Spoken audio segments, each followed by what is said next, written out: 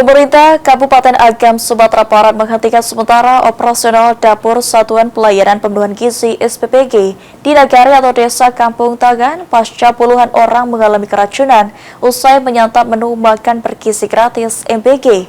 Penutupan ini dilakukan hingga tim Badan Gizi Nasional di Padang melakukan evaluasi menyeluruh terhadap standar operasional SPPG.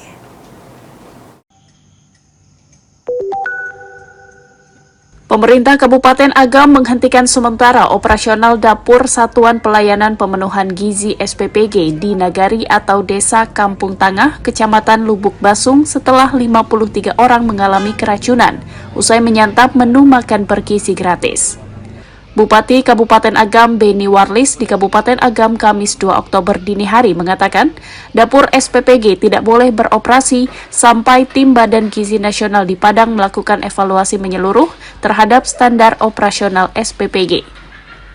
Hal ini dilakukan agar kasus keracunan tidak kembali berulang.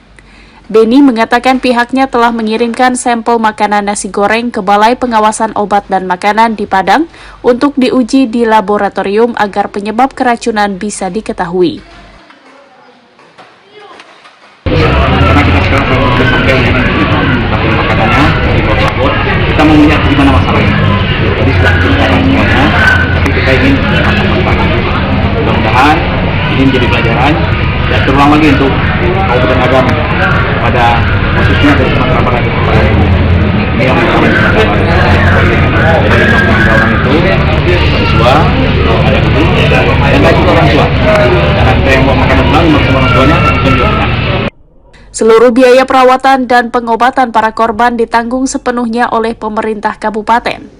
Pemerintah kabupaten juga sedang menelusuri jumlah korban terdampak keracunan menu MBG, sebab SPPG di Kampung Tangah itu melayani lebih 3.000 penerima manfaat yang umumnya merupakan murid taman kanak-kanak dan sekolah dasar.